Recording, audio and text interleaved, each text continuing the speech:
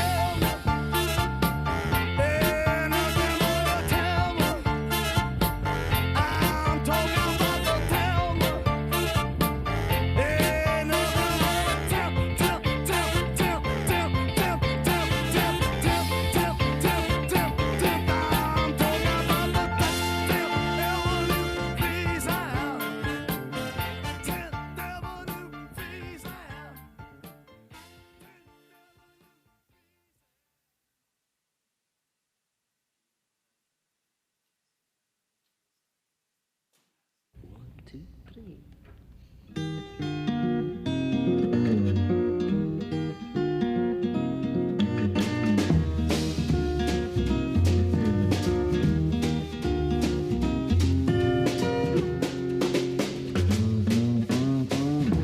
down, you move too fast. You got to make the morning last. Just kicking down the cobblestones, looking for fun and feeling groovy. La-da-da-da-da-da, feeling groovy. Hello lamppost, what you knowin'? I come to watch your flowers growin'. Ain't you got no rhymes for me? Do it and do feeling groovy.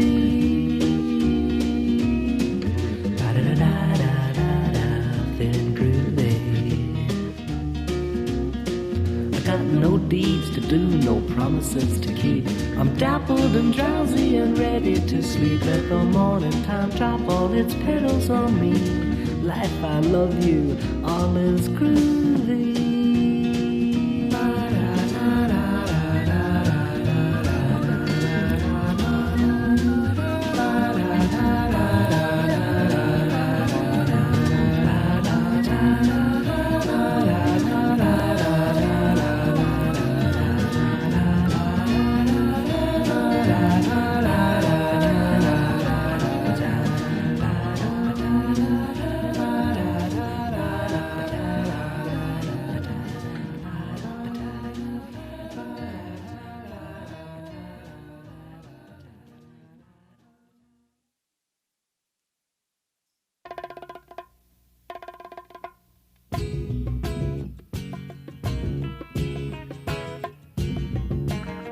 Said, brother, can I borrow a thin, brother, you know, dime?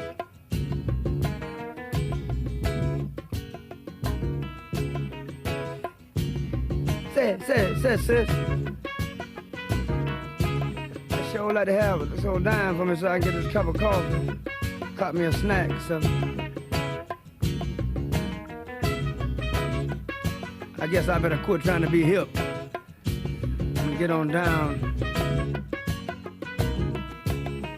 Hey, man, like, you know. I was born in New York City on a Monday. It seems I was out trying to shoot by Tuesday noon. All the bad cats and the bad hats doing me a real big favor. I got the bad cats and the bad hats playing it on real good. There's a dime boy, give me a dime boy. Oh, just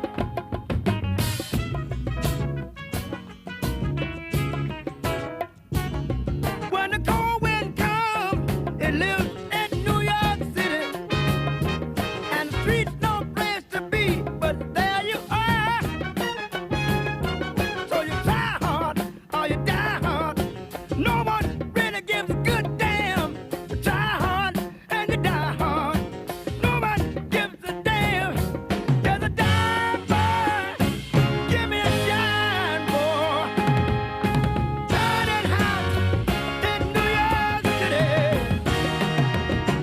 Ain't no way to be, but wherever you go,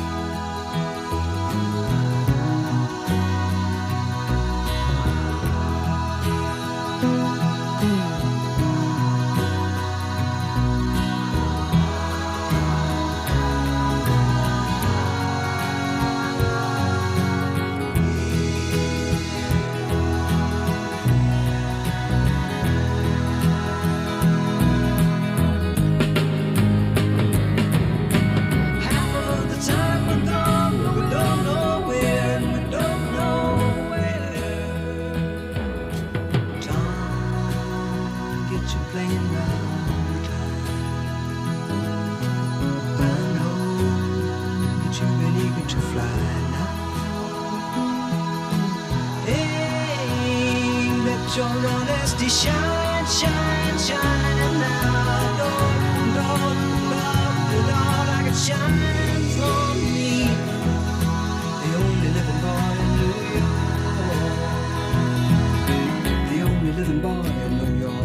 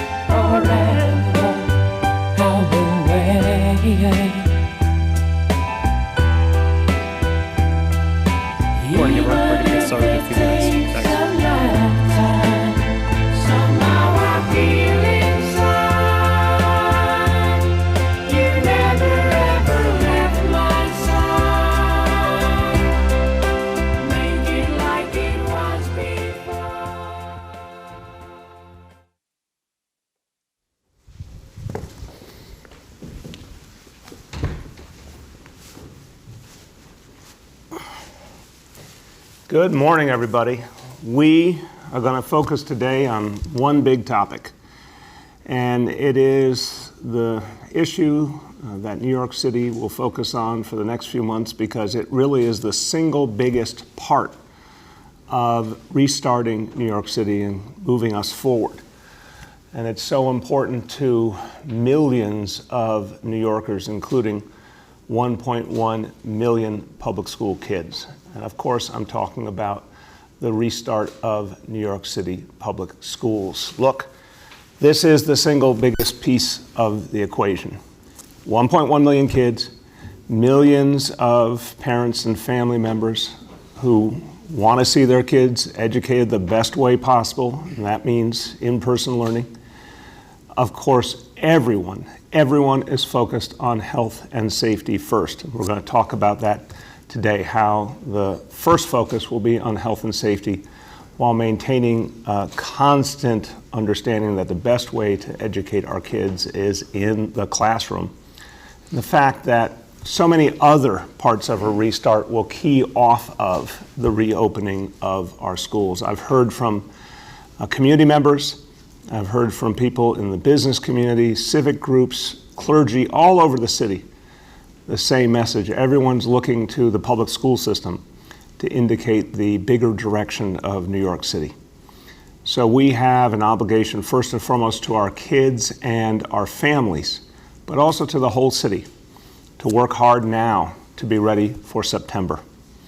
And our parents have spoken clearly. The DOE did an extraordinary survey of parents, 400,000 responses.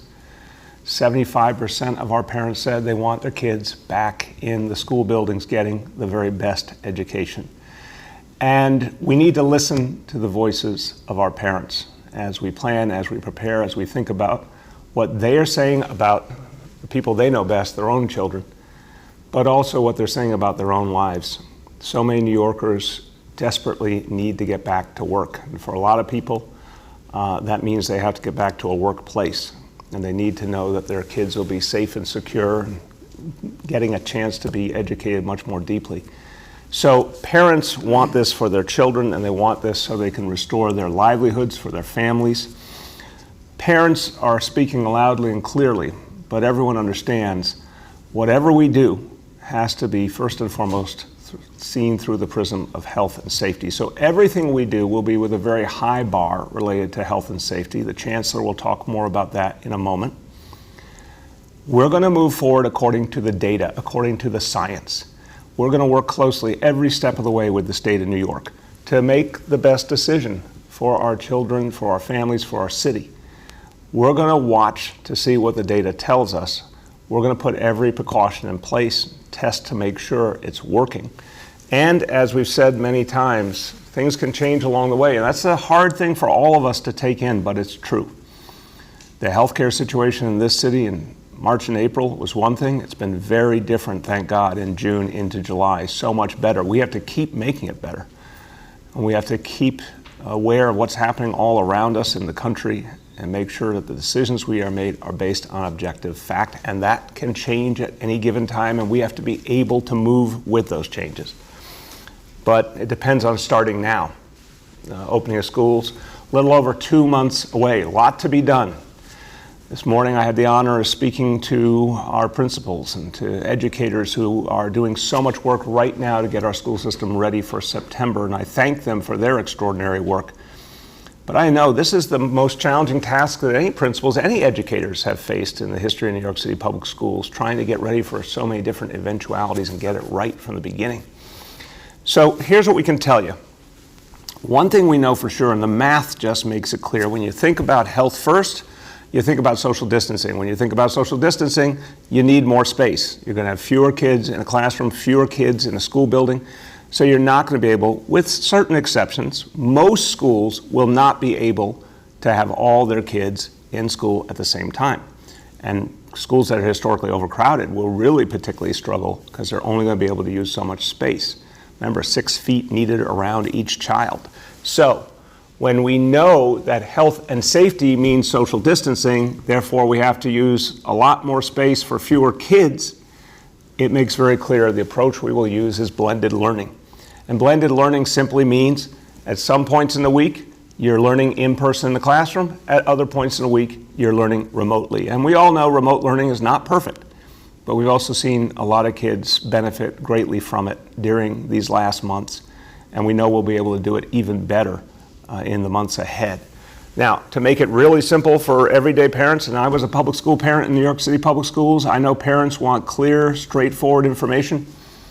Here's the deal. For the vast majority of kids in the vast majority of schools, you'll be going to school, to the classroom, either 2 days a week or 3 days a week, depending on the week.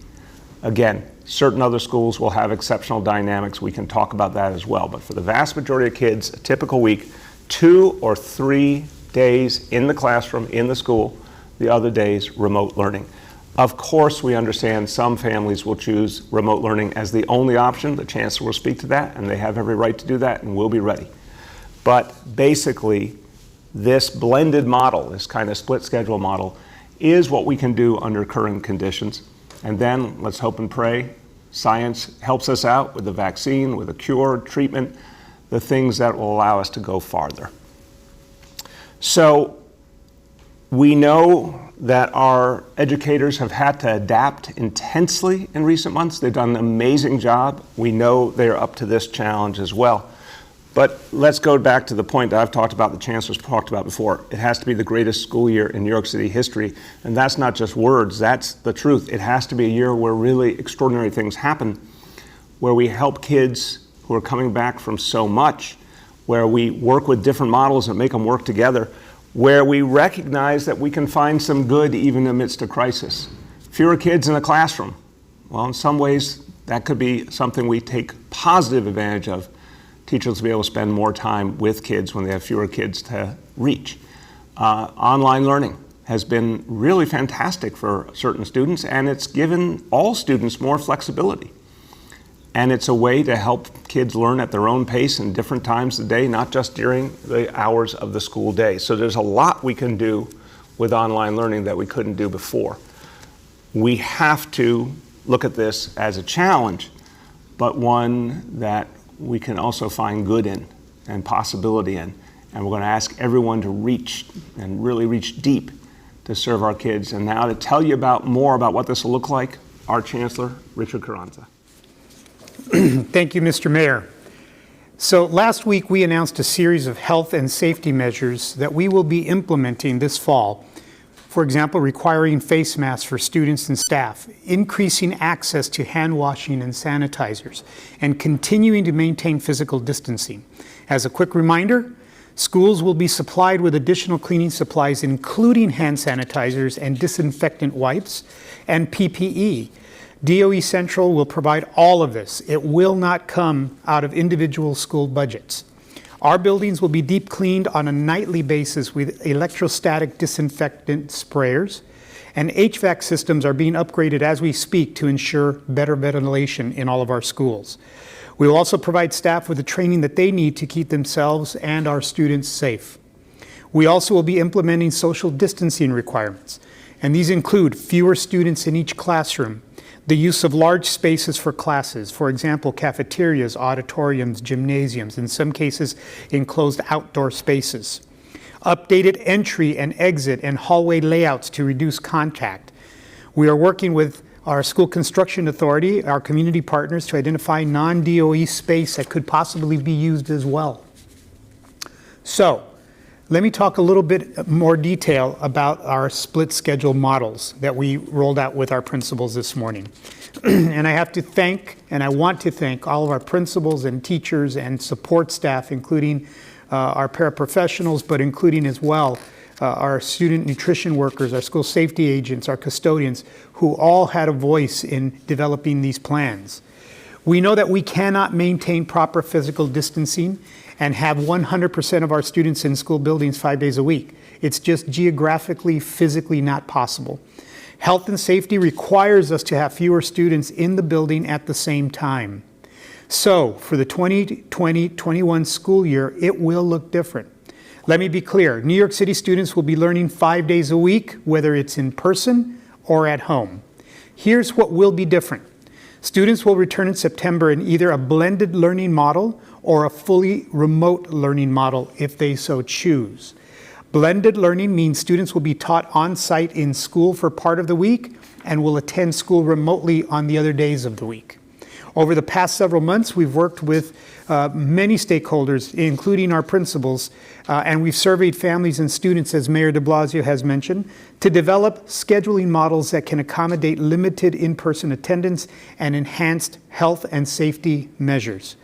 This morning, we shared these scheduling models with principals who will choose among them as they plan for the fall, taking into account the unique needs of their school communities. Most schools will choose from among 3 of these models, and we'll make an additional 2 models available for schools in District 75. We will work with schools to maximize the amount of in-person instruction. But for the sake of clarity, I'd like to walk through 2 examples this morning. Model 1, which you see on the screen, is a 2-cohort model. And by cohort, I mean 2 groups of students. This model assumes that a school has the capacity for at least 50% of their students to be in the building at any given time. Students will be in 2 or 3 days a week rotations. So for example, one cohort comes to school on Tuesdays and Thursdays, and another cohort comes on Wednesdays and Fridays. Then the cohorts alternate on Mondays. Again, this is meant to give parents some semblance of predictability for planning purposes. This model, Model 2, is a 3-cohort model. This model assumes that a school has a capacity for at least 33% of its students to be in the building at any given time. For each group, there will be one consistent day of the week the student will be in person, with Monday and Tuesday rotating among groups over a 3-week cycle. That way you'll see most weeks students are in person 2 days, though every few weeks it will be 1 day only. Now I know this sounds like a lot to take in, and it is. Let me tell you, it's been the same for all of us as we've grappled with these tough choices. But I'll say this as a reminder. We developed this guidance with principals and principals at the table and shared it with all of them today. Now they will work to adapt these models to school communities, and they will provide clear, specific schedules for each student in August so parents will know which days their child is expected in person.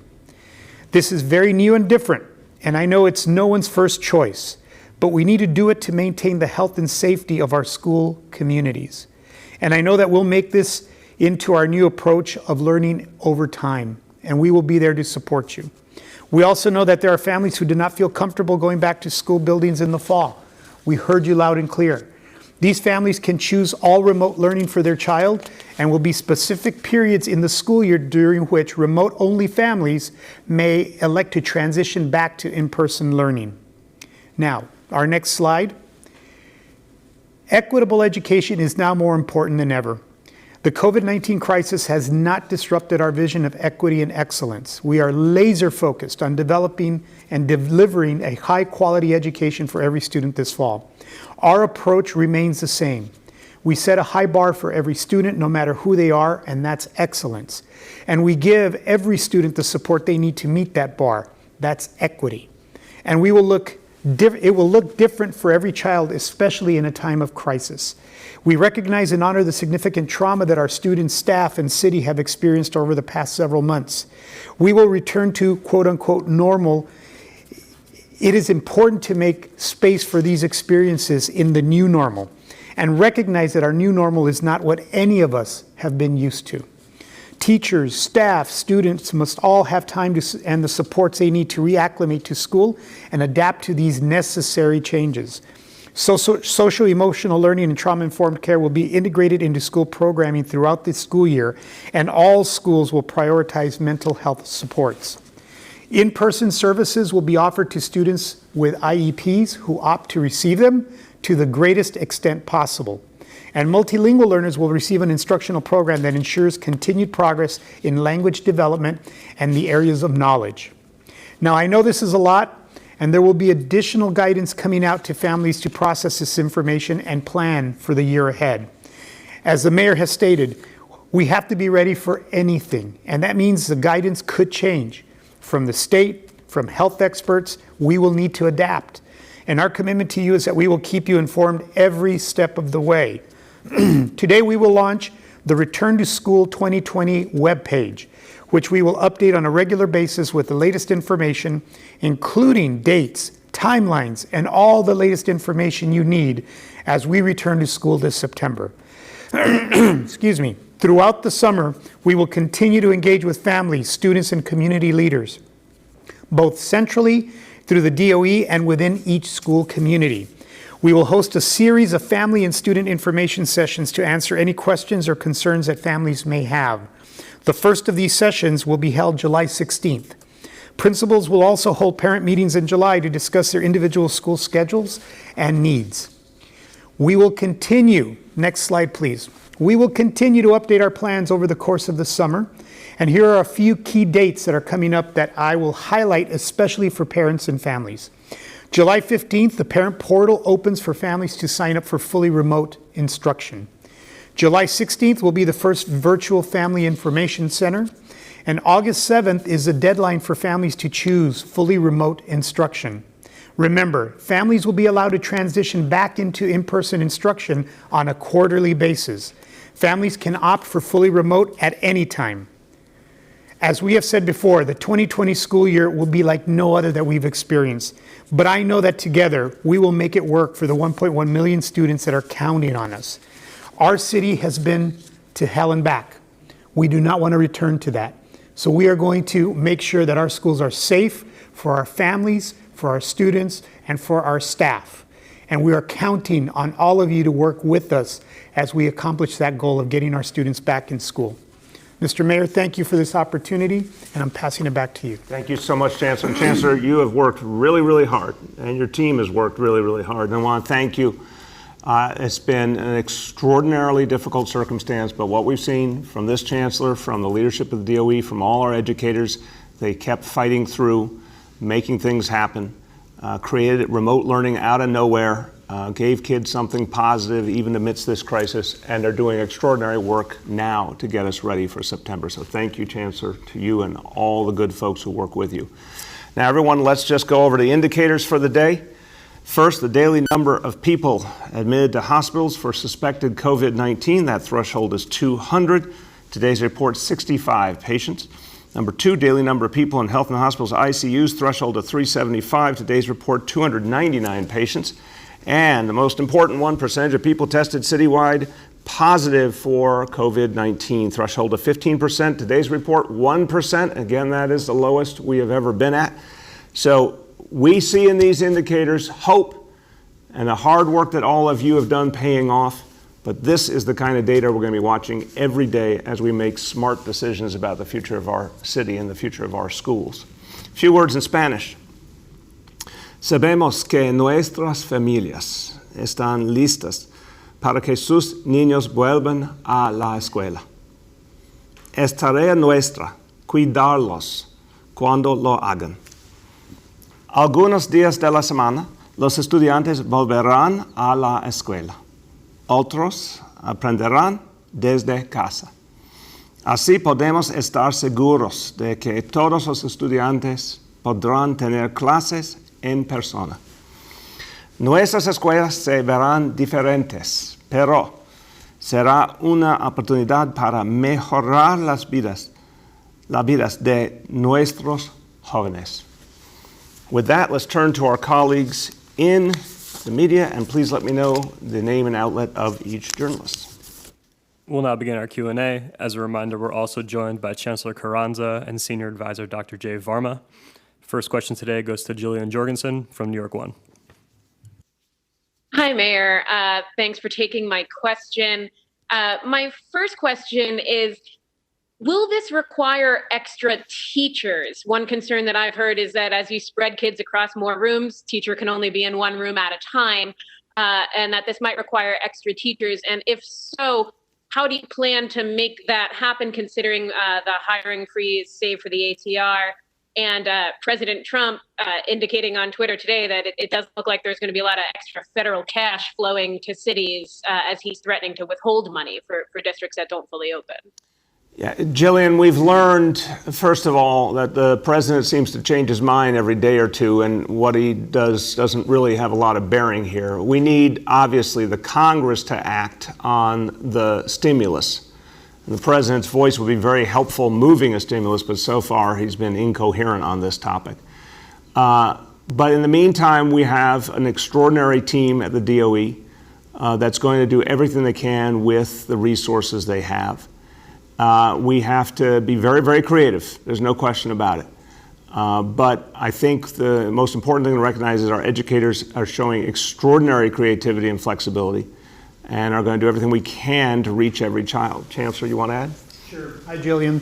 So we are in the process right now, and I think the notion is absolutely right. If you have less children in a classroom, then who serves those? So there's a number of complexities involved with that. Part of why we are so fortunate to have done the survey is it gives us an idea of how many parents are in fact thinking of having a fully remote learning option.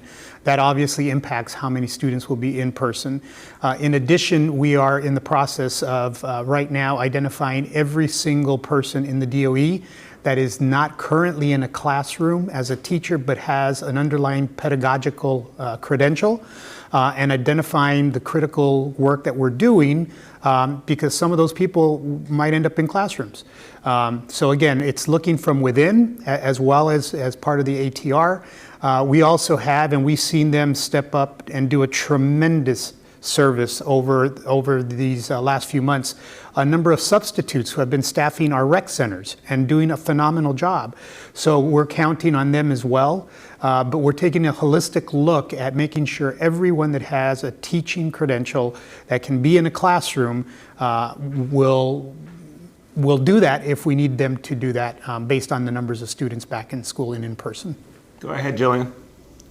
And then my second question is, can you just elaborate on the SCA looking for non-DOE spaces or other spaces? Is there a possibility that you might look to lease space, or is this more of a repurposing existing city-owned space? How are you going to approach that? The answer is yes, all of the above. Using everything we've got now, auditoriums, gyms, you got it, everything we've got for classroom space. If there's space that can be leased nearby that could be used effectively, doing that too. SCA is doing an amazing job. Want to thank everyone, Lorraine and everyone at SCA, for what they're doing because they always manage to be creative, but we're going to get our hands on any and all space we can to maximize the options. The next is Juliet from 1010 Wins. Hi, good morning, Mr. Mayor. Good morning, Chancellor. How are you? Good Juliet. How you doing today? Great. So I guess this is a question for either or both. What are your plans for extracurricular activities, team sports, clubs, field trips? How will that be handled? It's a great question, and it's certainly not going to be business as usual. Chancellor, you want to speak to? I know we're sorting things out as we go along, and education is the first concern here, but go ahead, Chancellor. Sure. So we have a number of teams that are actively working to identify what the answer will be to those questions. There's still a lot of unknowns. So we haven't forgotten about extracurriculars. We're also, for example, a band. So what will band look like if we have social distancing and we have the precautions that we have to take, and then you blow your trumpet and then you have to empty the spit valve? Well, is that healthy? So the new normal will not be like the old normal, and we have a number of working groups that are working through all of the complexities of all of those types of questions as well. So there'll be more information in the coming weeks on those particular items. Juliet, your question caused the Chancellor to talk about the spit valve. I hope that's the last time that happens for all of us. Go ahead. But very important, right? Very That's important. Right. Very important. So my next question actually is on another topic, and maybe, Mr. Mayor, you can answer. There's been a question about the alternate side parking rules. So a listener from Kew Gardens is telling me that she understands that you move the car only on the later day on the sign once a week. So they have a sign on one side of the street for Thursday and the other side of the street for Friday. So she thinks she needs to move it only on the Friday. but because they're not moving it Thursday, they're getting tickets. And she says she's hearing about this in other neighborhoods. So what's right? Where anytime you're trying to make change and update something, it takes a while for people to get all the information they need, Juliet. So I'm really, really appreciative that you're bringing this point forward, and I thank you. You've been on a roll in recent months bringing forward really important points that people need to hear. Look, what we were saying is on the streets where you had to move it twice a week, not on the ones, look, a lot of streets you move once a week. And like you said, let's say one side of the street is Thursday, the other side of the street is Friday. Okay. That's not what we're talking about here. We're talking about the ones where people had to move their car twice a week for one side. In that case, you go to the later day of the 2 days. That's what this new policy is about, is telling people you only have to move your car once a week when alternate side is in effect. So for folks who historically have only been moving their car once a week for their side of the street, that continues the way it was. If you've been moving on Thursday once a week, keep moving on Thursday once a week. But if you're on one of those streets where you had to move it twice a week, go with the later day. And we're going to see how this goes, and if it goes well, then we're going to make it uniform across the city that people only need to do it once a week. The next is Alex Zimmerman from Chalkbeat. Hi, Mr. Mayor. My first question is just about what the plan is for parents who can't supervise their kids at home when they're doing remote learning. You know, there are obviously lots of working parents, so I'm wondering what the plan is for them. Yeah, we've got a lot to do here, and I feel for parents who are juggling so much, Alex. And obviously, yesterday's announcement that we're moving forward with the opening of child care centers is going to be helpful for a lot of parents, but we're going to have to figure out more in terms of child care. This is something we're going to be building as we go along. Some parents are going to be able to make it work under current conditions. Some are going to need extra help, and we're going to work over the coming weeks to find other ways to help them. I'm also wondering if there is any consideration for like prioritizing certain students for more in-person learning. So for example, students with disabilities or students who have fallen really far behind in the first phase of remote learning, like will high-need students get any kind of priority for in-person instruction, you know, especially younger kids who are learning to read. And I'm also wondering if the city is looking to deploy like a standard curriculum this coming year, given the sort of staffing challenges and issues with potentially lots of teachers not teaching in person. So I'll start and then to the Chancellor. Alex, look, the first goal, again, focusing on health and safety overall. That's going to be the thing that guides us. That's what we're going to be focused on all the time, looking at the data, working with the state to get right how we're going to handle things. But then the next goal is to maximize the time that kids have in the classroom. We want each kid to get the most time they can get in the classroom setting because that's how they're going to learn best. But you're right, some kids will need particular focus and attention, and I know the Chancellor has that in his plan. So go ahead, Chancellor. Sure. Hi, Alex. Good question. So we didn't cover it in the briefing right now, but we'll have details about this later. So in working with the principals, in particular principals in District 75, there are two additional models that they have helped us develop where there is a group, a cohort of students that will get instruction 5 days a week. Obviously, students with disabilities is one of those groups of students that we're very, very concerned about as well. Not all students with disabilities are going to want to have all every day of instruction. We know that from the parent surveys as well. But there are additional models where there are groups of students that will get 5 days a week of instruction. Obviously, that's all based on programmatic needs, and it's also based on programming within the physical constraints of a building as well.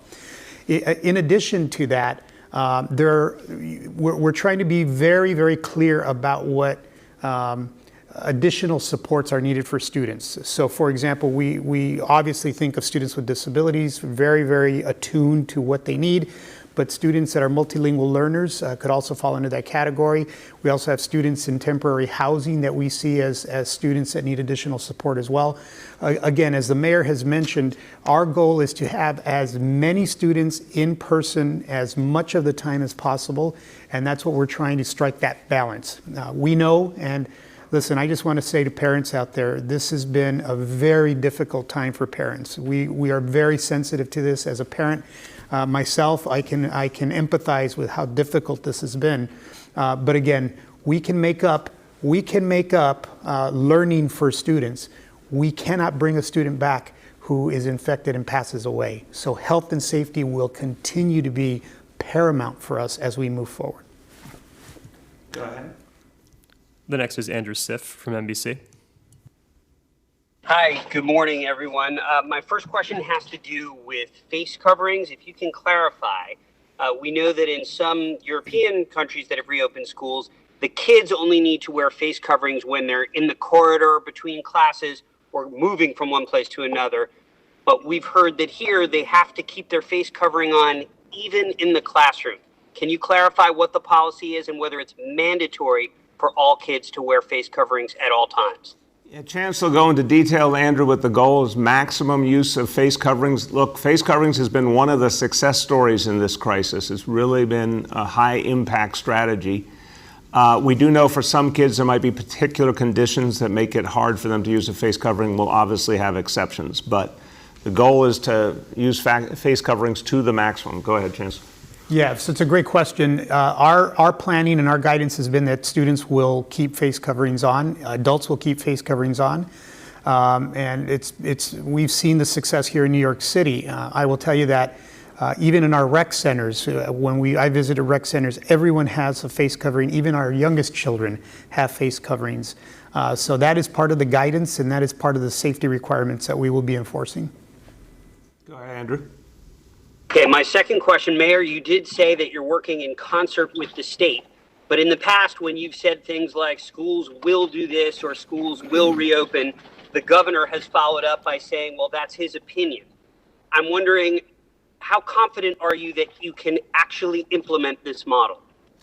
Andrew, the only way to get somewhere is to have a plan and work the plan. I mean, it's 2 months plus until school begins. There's a huge amount of work to be done. When we talked to the chancellor and I talked with the principals this morning, it was to thank them for how much they've done already, but also to say, we want to support you every step of the way because you have a huge amount you got to do in a limited period of time. So the only way we're going to be in position to open schools is if we're in a kind of ready position right now, actively doing the work. If the data tells us we have to do something differently, we will, and we'll work with the state very closely on that. But my responsibility is to have the schools ready to go. And that's a local responsibility, that you can only be ready if you're actively doing that work right now. But again, data, health first, and the constant collaboration with the state to decide what's right, that will be how we approach it. The next is Katie Honan from the Wall Street Journal. Hey, good morning. I wanted to ask, I don't know if you have numbers yet, but there's a 50% and a 33% model, but for the chancellor, what is the optimal class size for the setup? I mean, taking into account that a lot of schools are way over capacity in certain districts, without the pandemic. So what's the optimal class size? And, would you add some other space like a trailer or something? And I have another question after. Okay, thanks, Katie. So the optimum size is between 9 and 12 students in most physical spaces, most of our classrooms. That's based on what the social distancing requirements are that we've received from the Department of Health and from CDC. So we provided principals with the analysis of their campuses and their spaces with not only the metrics, but we asked them to, with their instructional leadership teams, which include teachers, parents, and other stakeholders, to actually walk their buildings and verify the information we gave them, and then to go through the additional exercise of identifying any other public spaces that could be converted to classroom spaces. No one knows their building like a principal knows their building. And we found that, by and large, the analysis that we conducted was accurate. What we got lots of additional information was information from principals being very creative and innovative about what spaces they could use. And some things weren't accurate. For example, in some of our high schools that had career technical education programs, the classroom space looks like you have so much physical space, but when you walk into that classroom, you have machinery and you have laser printers and you have other things. You don't have that kind of space.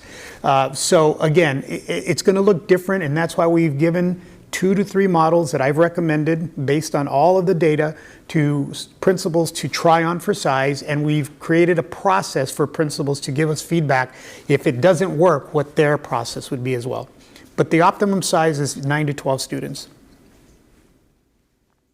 Go ahead, you have a second? We're having some tech issues with Katie. We'll circle back. Okay. The next question is for Sydney Kashwagi at the Staten Island Advance. Hey, Mr. Mayor. Now that the budget has been cut for Staten Island's deer vasectomy program for the rest of the fiscal year, how do you plan to continue to curb and maintain the borough's deer population while the program is on hold? And why are you still opposed to allowing Staten Island to move forward with a controlled cull, even if it's just on state-owned property?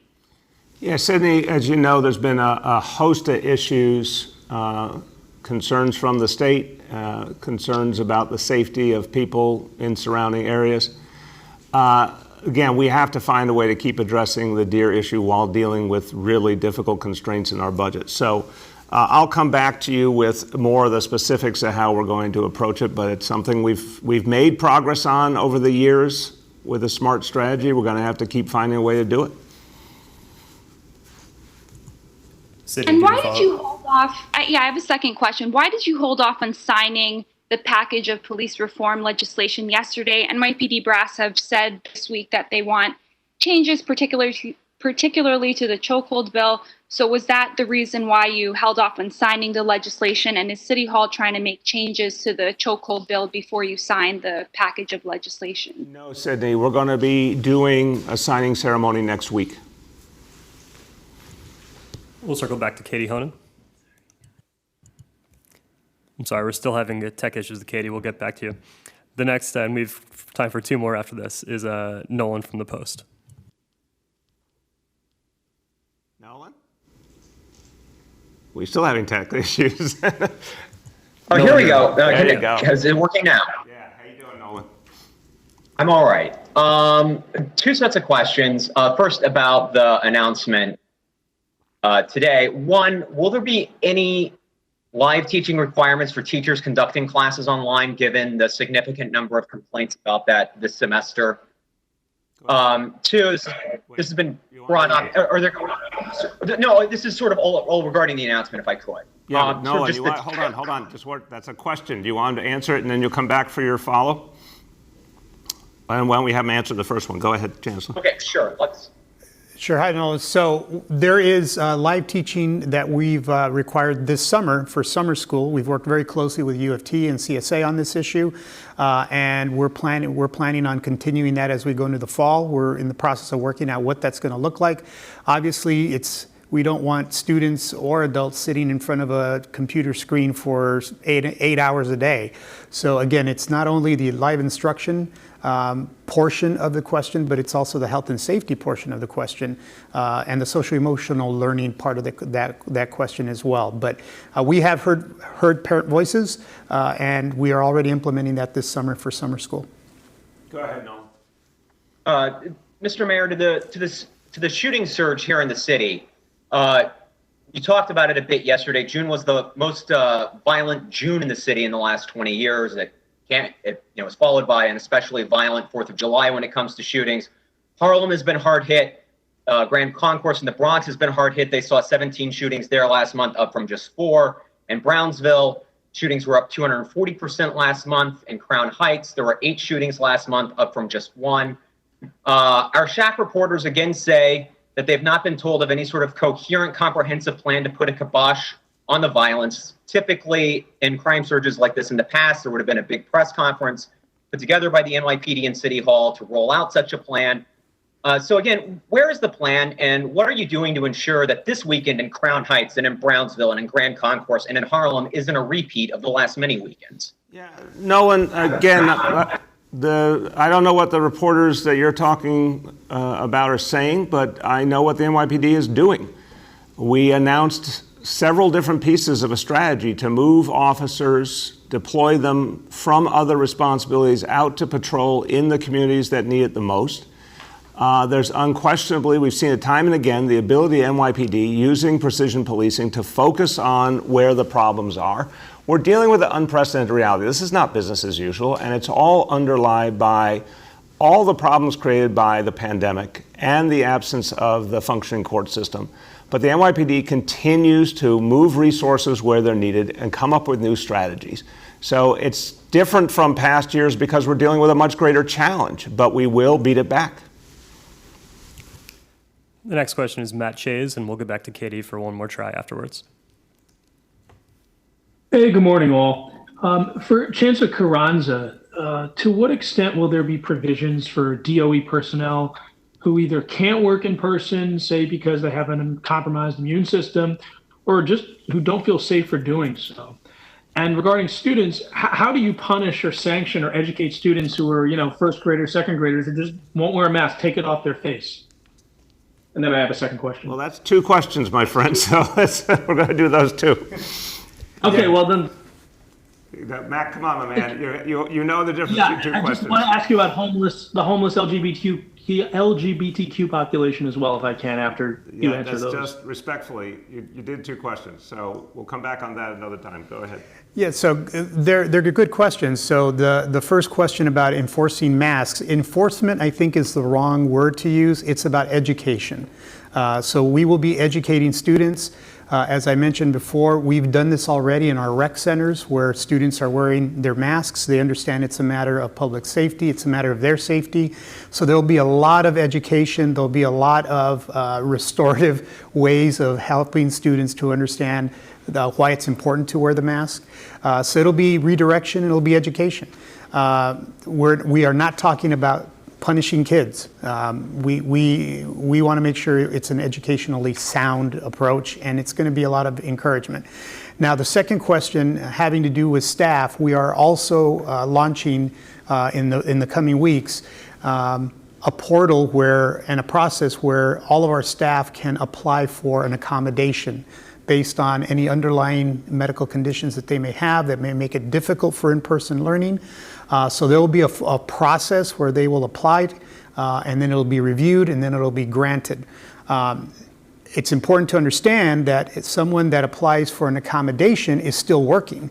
So when it gets to the question of then who is going to be conducting the remote learning, there will be a modicum of our staff members that will be working from home, and physically they have to do it. So again, a lot of moving pieces, but there is a process that we'll be launching. I spoke about that today with principals as well. One last try for Katie Honan from the Wall Street Journal. Can you hear me now? There you go. Welcome back.